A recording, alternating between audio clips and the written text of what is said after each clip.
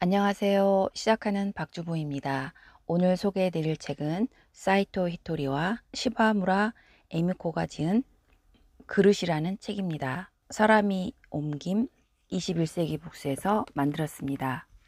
시작하며 당신의 그릇을 발견하라. 나의 스승 사이토 히토리 씨는 일본 누게 납세액 1위의 사업가다. 정신적으로나 경제적으로 풍요로워지는 방법을 소개한 책을 여러 권 펴낸 베스트셀러 작가이기도 하다. 그런 히토리 씨를 알게 된 지도 37년이나 되었다. 히토리 씨를 처음 알게 되었을 때 나는 18살이었다. 가수가 되겠다는 꿈을 안고 홋카이도에서 상경하여 도쿄 전문학교에 막 입학한 참이었다. 히토리 씨가 내게 처음으로 건넨 말은 당신과는 오랜 친구가 될 수 있을 것 같군요 였다. 그리고 얼마간 친해졌을 무렵 히토리 씨는 이렇게 말했다. 당신에게는 사업가 기질이 있어요. 그때부터 지금까지 나는 히토리 씨에게 많은 것을 배웠다. 그 덕에 나도 사업가로 크게 성공해 평생 생계로 곤란을 겪지 않을 만큼 부자가 됐다. 히토리 씨와 처음 만났을 때는 상상도 못한 일이었다. 히토리 씨와 오랜 친구가 될 것이라던 말, 그리고 내가 사업가가 될 것이라던 말이 현실이 됐다. 내가 사업가로 크게 성공할 수 있었던 것은 분명 히토리 씨 덕분이다. 히토리 씨는 대체 어떻게 나를 성공한 사업가의 길로 이끌었을까? 물론 그에게 배운 사업 노하우도 있지만 그것이 전부는 아니었다. 히토리 씨도 우리 제자들도 사업 노하우를 꽁꽁 숨겨두지는 않는다.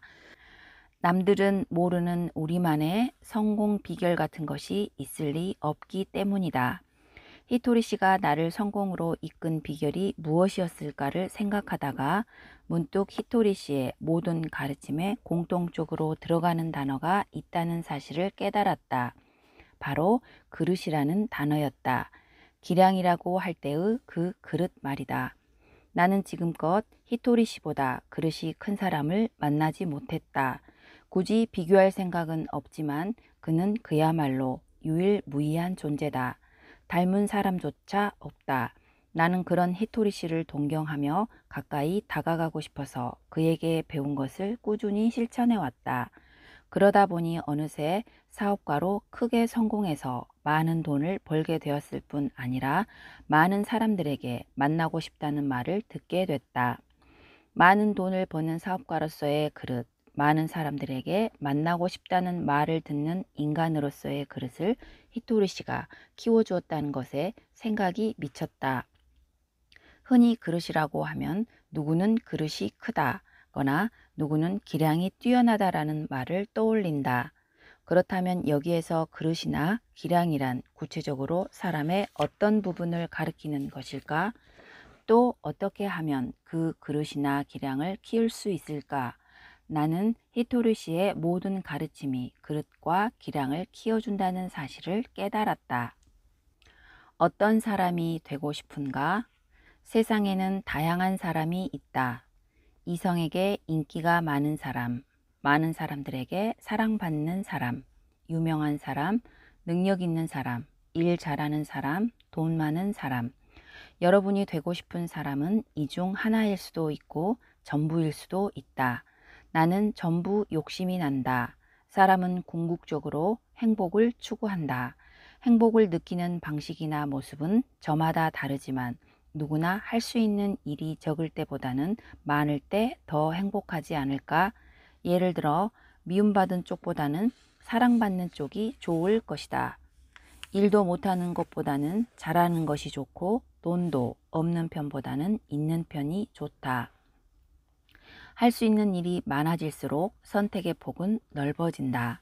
내가 할 수 있는 일은 이것뿐이에요 라고 말하는 사람보다 나는 이 일도 잘할 수 있고 저 일도 잘할 수 있어요 라고 말하는 사람이 행복하고 그 중에서 내 인생은 이것입니다 라고 말하는 사람이 보다 행복하지 않을까?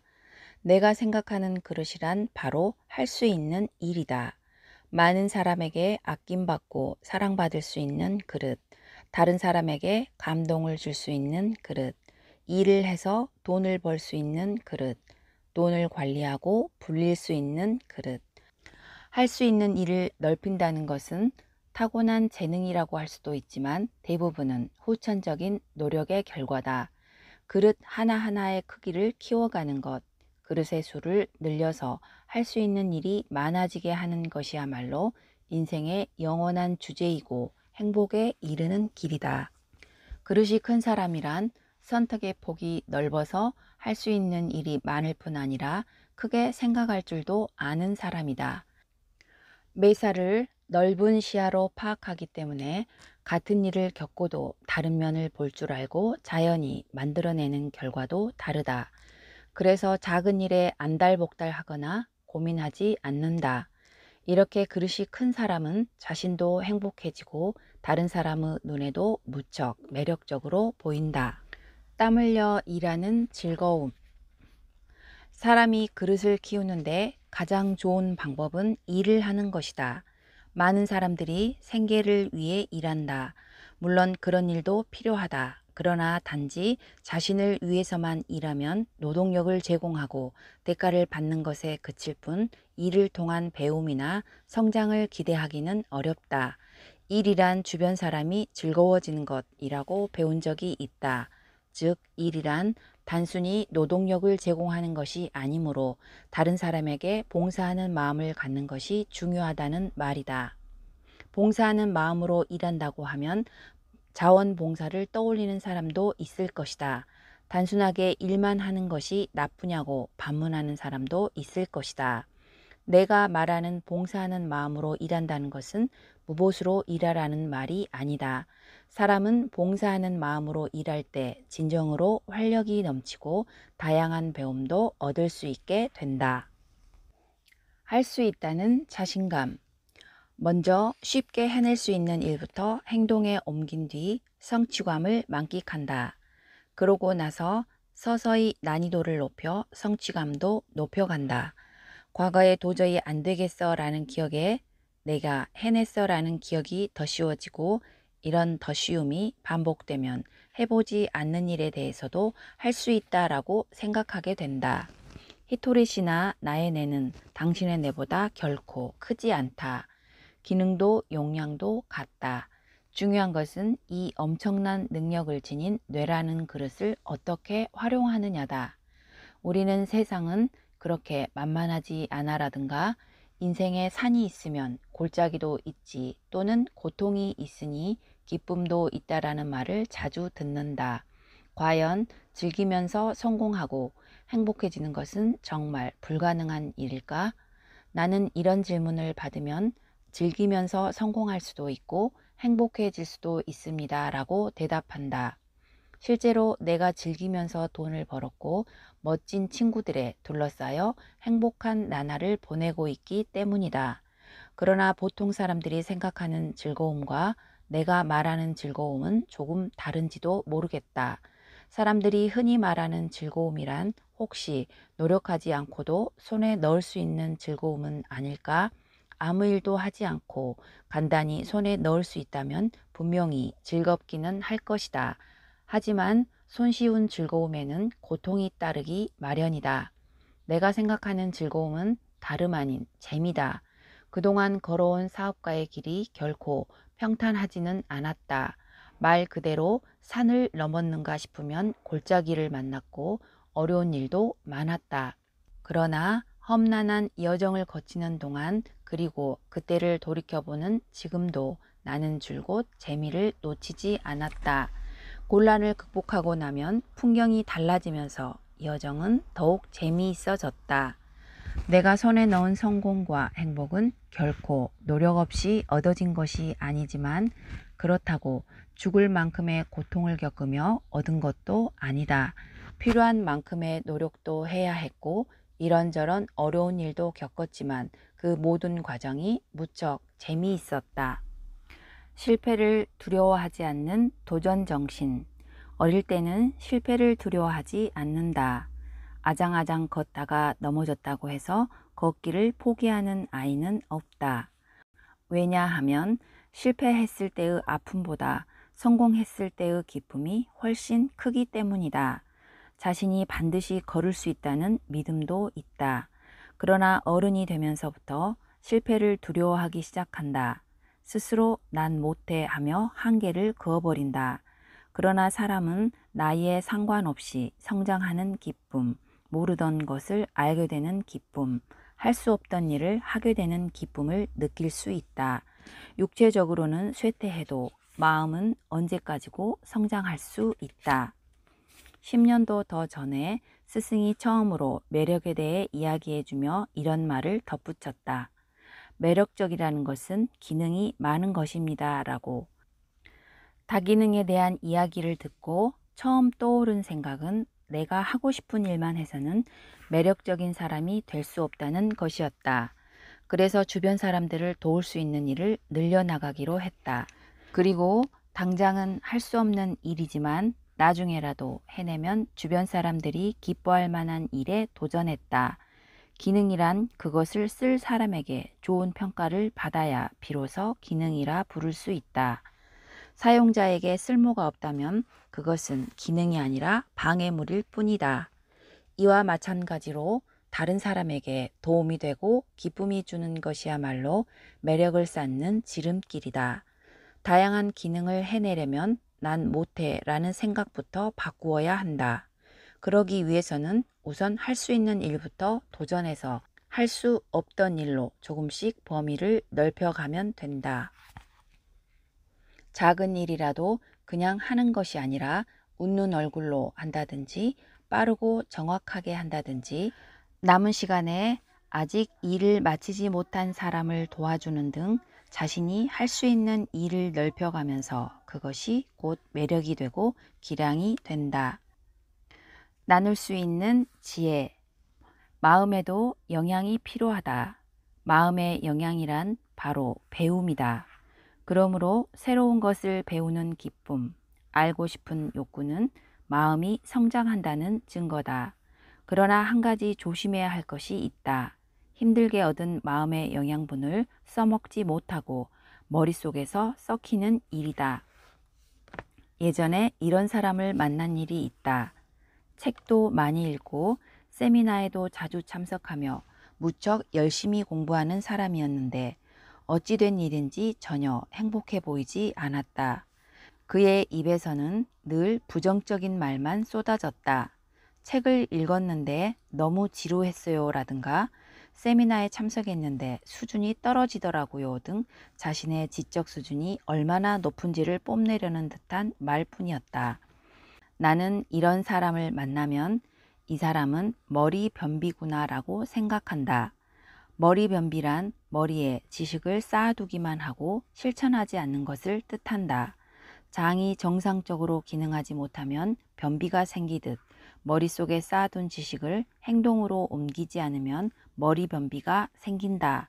100번 듣는 것보다 한 번 보는 것이 낫다라는 말이 있다. 좋은 것을 알았다면 즉시 실천해야 한다. 지식은 행동으로 옮겼을 때 비로소 지혜가 된다.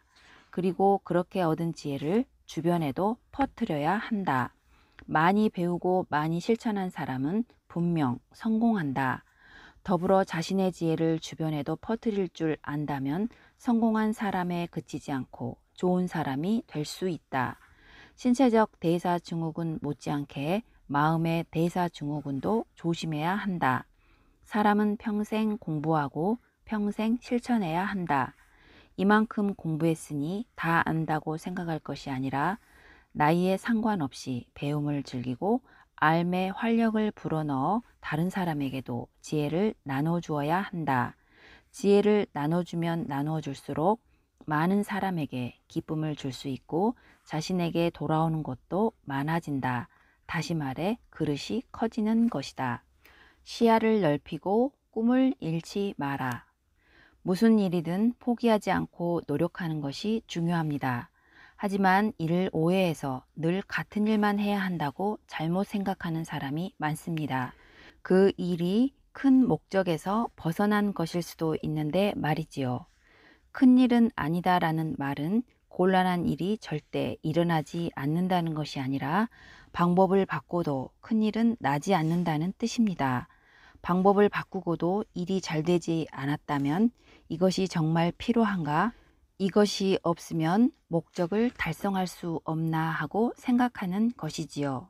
정말로 중요한 것이 무엇인지는 그때 알게 됩니다.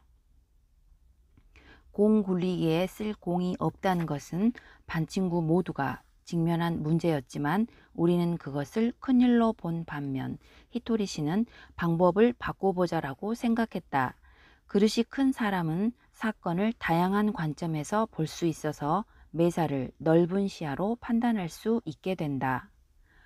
나는 기량이란 필요하지 않은 것을 필요하지 않다고 말할 줄 아는 것이라고 생각한다. 나는 무슨 일을 하든 기본적으로 행복해지고 싶다는 마음에서 출발한다. 내가 제자들을 두는 이유는 그들을 행복하게 해주고 싶어서이지 내가 돋보이고 싶어서가 아니다. 나는 제자들이 없어도 곤란하지 않다. 제자들이 없어도 나는 매일 아주 즐겁게 지낼 수 있다. 그래서 누군가를 제자로 삼을 때는 그 사람을 행복하게 해주겠다는 마음에서 출발한다. 만약 제자 중 누군가가 경제적으로 풍요로워져서 외제차를 살 수 있게 되었는데도 외제차는 안 된다라고 말한다면 그것은 과연 제자의 행복을 위한 것일까? 나는 그릇의 크기는 최종적으로 행복론으로 귀결된다고 생각한다. 소유에 대한 나의 기준은 어느 쪽이 행복에 가까운가이다. 스스로 일해서 먹고 살 수 있다면 그것으로 행복한 것이다. 혹여 제트기를 살 돈이 있고 실제로 제트기가 갖고 싶다면 사면 된다. 자신의 능력으로 구입한 것이라면 샌들 한 켤레를 사는 것과 제트기를 사는 것이 다르지 않다. 사람에 따라 살 수 있는 능력이 다를 뿐이다. 가진 돈이 다를 뿐이다. 생각하기에 따라 자동차를 사는 것만으로도 사치라고 여기는 사람도 있다. 그 중에는 자동차를 살 능력이 없는 사람도 있고 살 능력이 있더라도 그 돈으로 불우이웃을 도와야 한다고 차를 타지 않고 걸어 다니는 사람도 있다. 또한 일반 차가 부담스러워 경차를 타는 사람도 있다. 저마다의 경제 사정에 따라 다르다. 행복을 찾으면 된다. 어떤 빈곤도 평생 가지 않는다. 누구나 풍요로워질 수 있다. 자신의 기분을 스스로 다스린다는 것은 정신론에서도 무척 중요한 개념이다. 사람은 기분이 나쁠 때보다는 좋을 때 멋진 사람이 된다. 주변 사람들도 그 사람의 그릇이 큰지 작은지보다 그 사람의 기분이 좋은지 나쁜지를 먼저 본다. 나는 늘 내 기분을 좋게 하려고 노력한다. 어렵지 않느냐고 묻는 사람들도 있지만 막상 해보면 힘든 일도 어려운 일도 아니다. 행복을 추구하는 마음. 자신이 아무리 신바람 나는 사람이 되었더라도 주변에 부정적인 사람이 있으면 자신의 기분까지 나빠진다. 이럴 때는 어떻게 하면 좋을까? 나는 부정적인 사람과는 가깝게 지내지 않는 편이 좋다고 말하고 싶다. 그러나 도무지 피할 방법이 없다면 되도록 거리를 두는 것이 그나마 방법이다. 세계 최고의 부자이면서 부정적인 사람보다는 두 번째나 다섯 번째 부자라도 좋으니 신바람 나는 사람과 결혼하는 편이 낫다. 돈이 많아서 나쁠 것은 없지만 은행 잔고보다는 마음이 넉넉한 사람과 함께 사는 편이 훨씬 행복하다. 신바람 나는 사람과 언짢은 사람이 함께 있으면 자연스레 언짢은 사람이 떨어져 나가게 된다. 간혹 상대가 언짢은 이유를 자신의 탓으로 여기는 사람도 있는데 그것은 언짢은 사람의 문제이지 당신 문제가 아니다. 부디 신바람 나게 살아라. 나는 신을 믿는다. 그러나 누군가는 나는 신을 믿지 않아요 라고 말할 수도 있다. 그런 사람에게는 나와 똑같이 믿지 않아도 좋으니 부디 신바람 나게 살라고 말하고 싶다. 가장 중요한 것은 신바람 나게 살겠다는 의지이다. 의지가 없으면 불가능하다. 인생은 신바람 나게 사는 법을 익히는 수행이다. 나는 인생을 신바람 수행이라고 생각하며 살아간다. 그러면 무슨 일이 닥쳐도 늘 신바람이 난다. 살면서 좋은 일만 겪는 사람도 나쁜 일만 겪는 사람도 없다. 사람은 누구나 비슷한 정도의 일상을 보내기 때문이다. 차이가 있다면 오직 언짢아 하는가, 자신의 기분을 다스리는가, 신바람 나게 사는가 뿐이다. 이를테면 여행지에서는 맛없는 식당을 만나기도 하고 맛있는 식당을 만나기도 한다. 사전 조사를 아무리 열심히 하고 찾아간 식당이라도 기대와는 다를 수 있다. 이런 하나하나에 민감하게 반응할 것이 아니라 늘 기분이 좋도록 스스로 마음을 다스려야 한다. 그러면 행복할 수 있다. 이것이 바로 신바람이 일어나는 기적이다. 이를 실천하면 모두가 행복해진다. 언짢은 일을 겪어도 신바람 수행이구나 하고 생각하면 정말 그렇게 된다. 신바람 수행을 시작한 사람은 무슨 일을 겪어도 모두 수행의 일종이라고 생각하기 때문이다. 나는 성공의 궁극적인 의미는 무엇인가요? 라는 질문을 받으면 신바람 난 상태로 있는 것입니다. 라고 대답한다. 사람들이 성공한 인생을 살고 싶은 이유는 신바람 난 상태로 있고 싶어서다. 행복해지고 싶어서 신바람 나게 사는 것이다. 그러니 인생의 궁극적인 목적은 신바람 나게 사는 것이 아니면 무엇이겠는가? 신바람 나게 사는 사람의 기량이 큰 것은 두말할 나위 없다. 양보하는 마음. 스트레스를 잘 해소하는 것이 중요하지만 말처럼 쉽지 않다. 스트레스 해소에 가장 좋은 것은 움직이는 것이다. 특히 천천히 움직이는 것이 좋다. 그래서 천천히 걸으라고 말하는 것이다.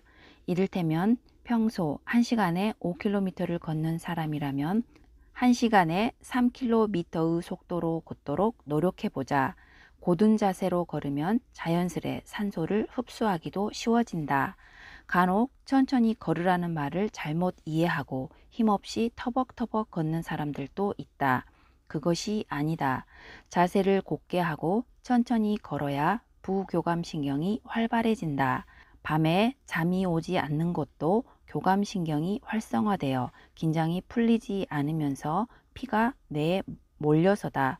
그러니 자기 전에 천천히 호흡을 해야 한다는 사실을 명심하면 좋다. 몸을 이완시키기 위해서라도 일단 천천히 걸어보자. 그리고 다른 사람에게 양보하는 마음을 가져보자. 으스대지 않는 마음. 사람은 이치만으로는 살 수 없다. 실력도 필요하지만 정도 빼놓을 수 없다. 실력도 있고 정도 있으면 경쟁이 필요 없다. 그런 사람이 최고다. 세상은 실력도 중요하게 여기지만 그에 못지않게 정도 중요하게 본다. 그래서 실력과 정을 겸비한 사람을 최고로 친다. 일단 일을 게을리하면 최고가 될 수 없다. 그러니 우선 맡은 일을 열심히 해라. 그리고 자신의 일을 마치면 옆 사람의 일도 도와주라. 여러분, 지금까지 시청해 주셔서 감사합니다.